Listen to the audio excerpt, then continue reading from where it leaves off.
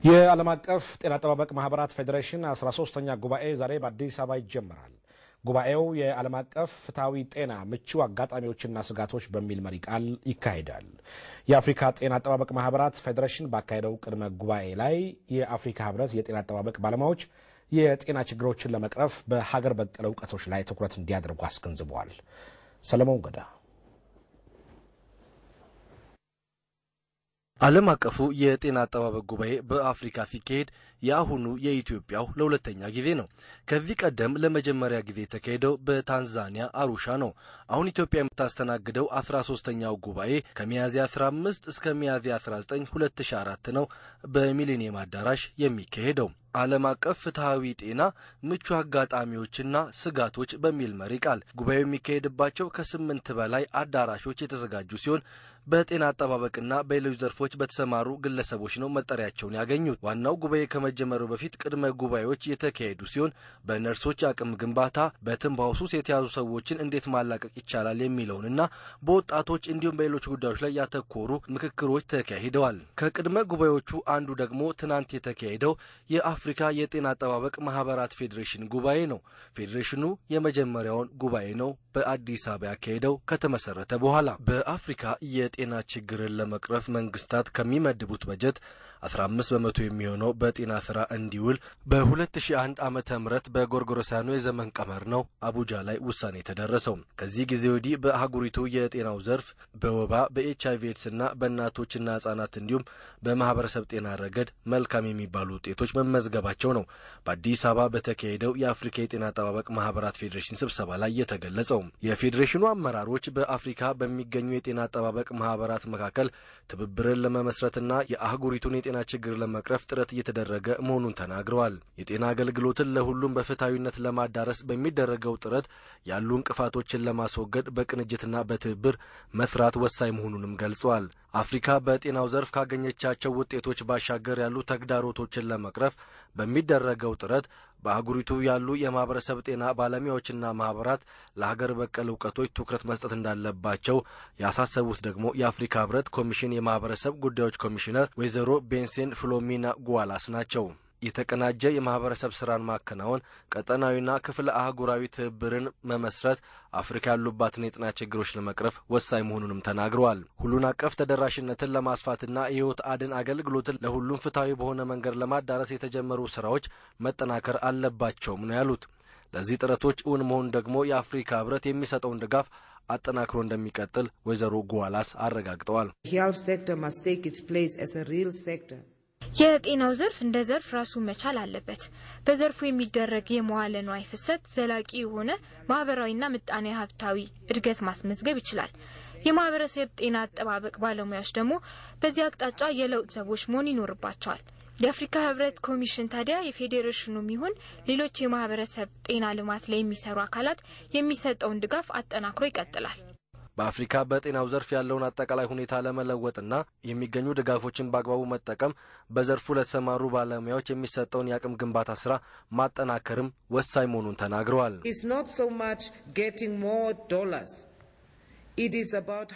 በርካታ ዶላር ማግኘቱ አይደለም ትልቁ ነገር፣ በእጅህ ያለውን ዶላር እንዴት ታስተዳድራለህ የሚለው ነው ወሳኙ። በዚህ ደግሞ ያለብህን የአቅም ክፍተትም ትሞላበታለህ። ትልቁ ነጥብ ይህ ነው። የዓለም የጤና አጠባበቅ ማህበራት ፌዴሬሽን ፕሬዝዳንት ኦልበርት ላዜር ፌዴሬሽኑ የማህበረሰብ ጤና ችግሮችን ለመቅረፍና በዘርፉ ለሚከናወኑ ምርምሮች ድጋፍ እንደሚያደርግ አስረድተዋል። የኢትዮጵያ ጤና አጠባበቅ ማህበር ፕሬዝዳንት ዶክተር ተዋበች ቢሻው በውይይቱ ማጠቃለያ ላይ ተሳታፊዎች በአዲስ አበባ በሚኖራቸው ቆይታ የማህበረሰብ ጤናን በተመለከተ ከሚያደርጉት ውይይት ባሻገር በአዲስ አበባ ያሉ ለውጦችና አዲስ ተስፋዎችን የመመልከት እድል እንደሚኖራቸው ገልጸዋል።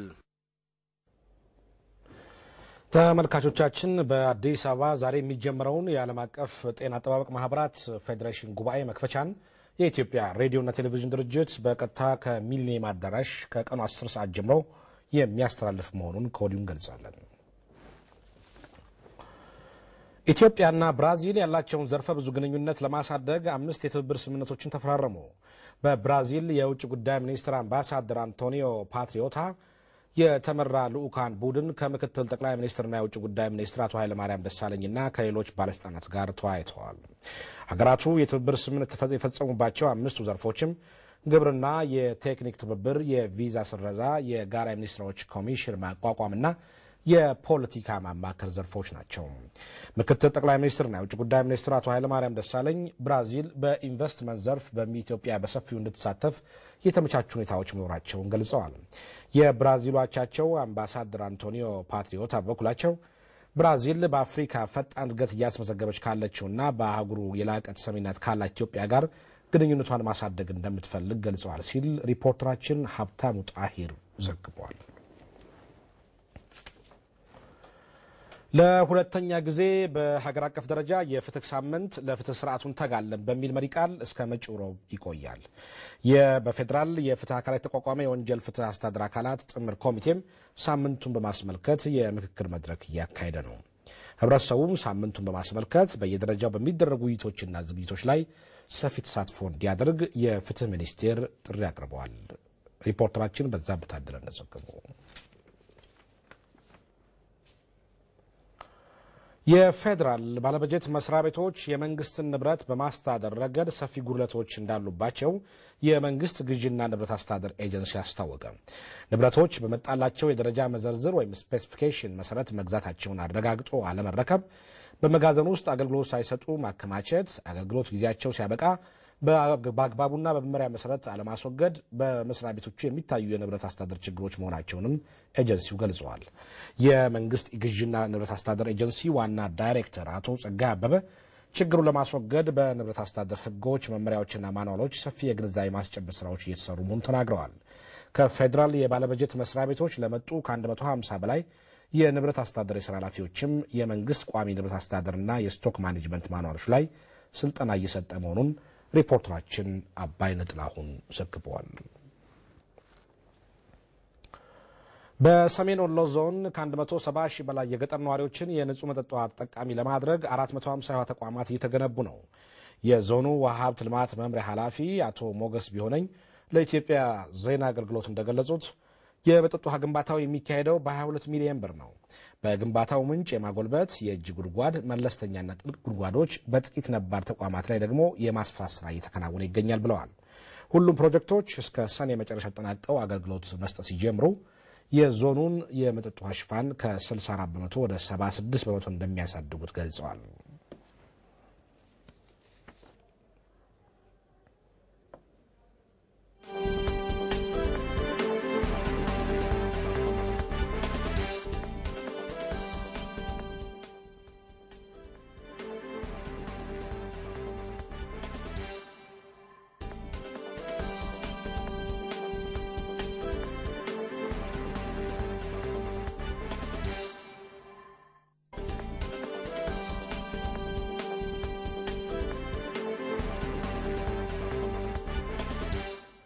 የውጭ ዜና በፈረንሳይ በመጀመሪያው ዙር ፕሬዝዳንታዊ ምርጫ የሶሻሊስት ፓርቲው እጩ በጠባብ ድምፅ አሸነፉ። የወቅቱ ፕሬዝዳንት ኒኮላስ ሳርኮዚ ሁለተኛ ሆነዋል። እንደ አውሮፓውያን አቆጣጠር በመጪው ግንቦት 6 በሚካሄደው ሁለተኛው ዙር ምርጫ ፉክክሩ ከባድ እንደሚሆን ተገምቷል። አየለ ጌታቸው የቢቢሲ ዘገባ ያቀርበዋል። በፈረንሳይ በተካሄደው የመጀመሪያ ዙር ፕሬዝዳንታዊ ምርጫ የግራ ዘመሙ ሶሻሊስት ፓርቲ እጩ ተወዳዳሪ ፍራንሷ አሎንድ ጠባብ በሆነ ልዩነት ማሸነፋቸውን የተዘገበው የፈረንሳይ የሀገር ውስጥ ሚኒስቴር እንደገለጸው የትናንትናው ምርጫ የመራጮች ድምፅ 99 በመቶ የሚሆነው ተቆጥሮ ተጠናቋል። በዚሁ መሰረት ስልጣን ላይ ያሉት ፕሬዝዳንት ኒኮላስ ሳርኮዚ 27.1 በመቶ ድምፅ ሲያገኙ ተቀናቃኛቸው የሶሻሊስት ፓርቲ እጩ ፍራንሷ አሎንድ ደግሞ 28.6 በመቶ ድምፅ በማግኘት የበላይነቱን ተቀናጅተዋል። ብቸኛዋ የሴት እጩ የቀኝ ዘመሙ የብሔራዊ ግንባር ፓርቲ ተወዳዳሪ ማሪየን ሊፔ ደግሞ 18.1 በመቶ ድምፅ በማግኘት ሶስተኛ ስፍራን ይዘዋል። በአሁኑ ውጤት መሰረት ተፎካካሪዎች በመጪው ግንቦት 6 ለሁለተኛ ዙር የድምፅ አሰጣጥ ሂደት ይቀርባሉ ተብሏል። ከትናንትናው ምርጫ ሂደት በኋላ ሚስተር ፍራንሷ አሎንድ እንደገለጹት አሁን ያገኙት ድምፅ በቀጣይ የሀገሪቱ ፕሬዝዳንት ለመሆን ጥሩ እድል እንደሚፈጥርላቸው ነው። ምርጫው ቀላል ነው። ተፈትኖ ከወደቀው ፖሊሲ ጋር መቀጠል ወይም ፈረንሳይን ዳግም የሚያነሳና የሚያዋሃድ ፕሬዝዳንት መምረጥ። ተንታኞች እንደሚሉት ለሚስተር አሎንድ ሁለተኛ ዙር ምርጫ ወሳኝነቱ የጎላ ነው። ምክንያቱ ደግሞ ሶስተኛ የወጡት እጩ ተወዳዳሪ ማሪን ሊፔ ደጋፊዎች ድምጻቸውን ለፕሬዝዳንት ሳርኮዚ ሊሰጡ ስለሚችሉ።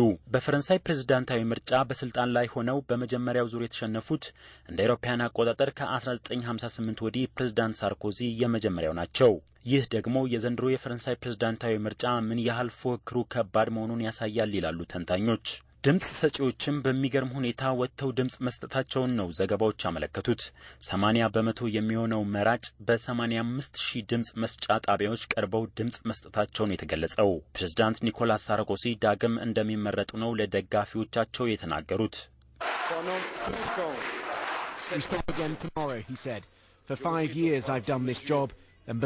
ለሚቀጥሉት 5 ዓመታት ስራዬን አላጣም። መኑኝ፣ በቦታው እኔው ነኝ አሁንም የምኖረው። እንደ አውሮፓውያን አቆጣጠር ከ2007 ጀምሮ በስልጣን ላይ ያሉት ኒኮላስ ሳርኮዚ ዳግም ለመመረጥ በሁለተኛው ዙር ምርጫ ቅስቀሳቸው ኢኮኖሚን፣ ማህበራዊ ጉዳዮችና ዓለም አቀፍ ግንኙነት ላይ ትኩረት ያደርጋሉ ነው የተባለው። ሚስተር ፍራንሷ አሎንድ በበኩላቸው ያልተሳካው የኒኮላስ ሳርኮዚ ፖሊሲን በመተቸት ድምጽ ለማግኘት እንደሚጥሩ ነው የተገለጸው። ከኢኮኖሚና ማህበራዊ ጉዳዮች የምርጫ ቅስቀሳዎች መካከል የታክስ፣ የደሞዝ፣ የጡረታና የስራ አጥ ቁጥር መጨመር ዋነኛ ማጠንጠኛዎች ናቸው ተብሏል። ፕሬዝዳንት ኒኮላስ ሳርኮዚ የሀገሪቱን የበጀት ጉድለት ለመቀነስ ግብር ሳይከፍሉ ሀገር የለቀቁትን ለማስከፈል እንደሚሰሩ ገልጸዋል። የሶሻሊስት ፓርቲ እጩ ፍራንሷ አሎንድ በበኩላቸው የታላላቅ ኩባንያዎች ላይ ጠቀም ያለ ቀረጥ እንደሚጥሉና 60,000 ለሚሆኑ መምህራን መነሻ ደሞዝ እንደሚጨምሩ፣ ጡረታ መውጫ ዕድሜን ከ62 ወደ 60 እንደሚያወርዱ አቅደዋል። ከመጀመሪያው ዙር ምርጫ በኋላ በተሰበሰበ የህዝብ አስተያየት ሚስተር ፍራንሷ አሎንድ ሁለተኛ ዙር ምርጫውን የማሸነፍ እድል አላቸው ተብሏል። ሆኖም ግን ሶስተኛ ደረጃ ላይ ያሉት የሊፒ ደጋፊዎች ድምጻቸውን ለሳርኮዚ ከሰጡ ውጤቱ ይቀየራል ተብሎ ተገምቷል።